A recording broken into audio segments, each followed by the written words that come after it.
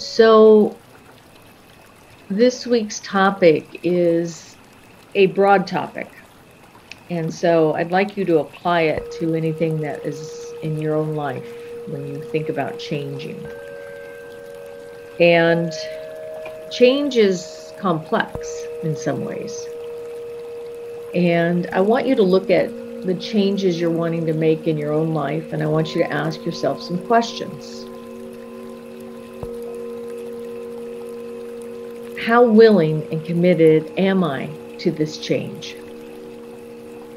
And I'd like you to put it on what I call a reading screen, 0 to 10, 10 being highest. How committed are you to the change or changes you're wanting to make? So anything below a 7, you've got some work to do to fill in that gap. So I would like you to ask yourself, if you're feeling like, I want to change, I'm just not that committed yet.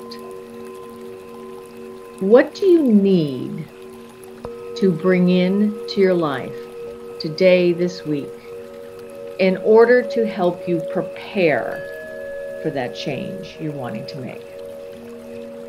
What do you need to fill in that gap? So if you gave yourself a 6, from 6 to 10, what is that gap? And I'd like you, if you can, to write it down. So when you write it down, it becomes more grounded. It's out of the fuzziness of your mind, and it moves on to paper. And you start to relate to it. Start to solve it. Let's say you're 7, 8, 9, 10. 10, great, you're committed, you're ready to go. So now what I'd like you to do is I'd like you to look at change from the perspective of we make physical, mental, emotional, spiritual, and I mean on purpose change when I say spiritual. So what I'd like you to do is think about change from this perspective.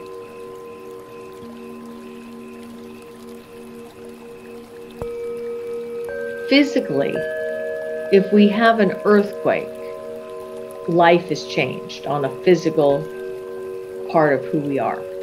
Deal with that change. So we have to deal with that change. So what happens when we have a physical jolt like that? Our mental, emotional, value system, meaning spiritual, has to adjust to it.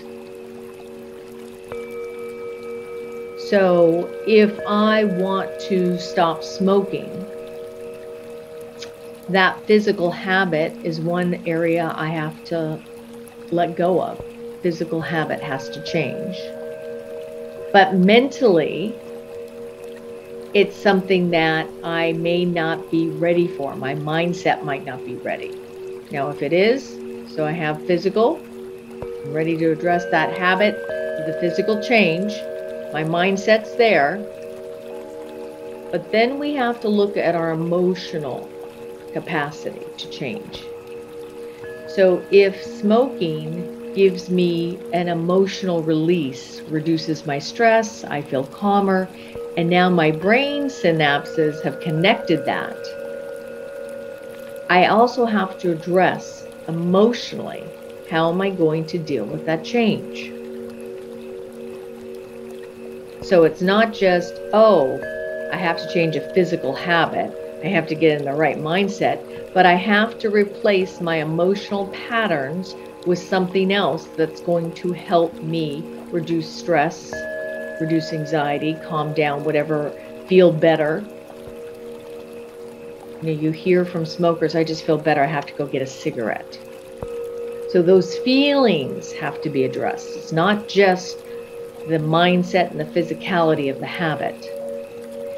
And then you have to look at your spiritual side, your value system. So if you're into health and you're smoking every day, 2 packs of cigarettes a day, that's probably not in alignment. So we want to look at change much more dynamically than, oh, I want to make a change. What am I going to do? So for me, for example, I started on a 90-day, probably even longer, but 90-day I was committed to, a program, and I knew that it was a big shift. So I knew I wanted to value-wise make that choice. I needed to. But physically, I wasn't feeling great. So I said, physically, I want to make that change. Okay? But the two areas that I needed to address were mindset and emotion. Mindset had to get into a place where I prepared myself for the areas that I need to be patted and supported so my change could be successful. Buying groceries ahead of time, making sure that I have the right foods in place, making sure that I have, the herbs and the teas and everything ready to go. Okay? So that's the preparing, my mindset, my physicality, getting ready for that change. But it's the emotional one that we have to address. So for example, 8 o'clock, I might be wanting, let me just snack on some popcorn. Well, guess what? Emotionally, I might have been feeling bored, nothing else to do.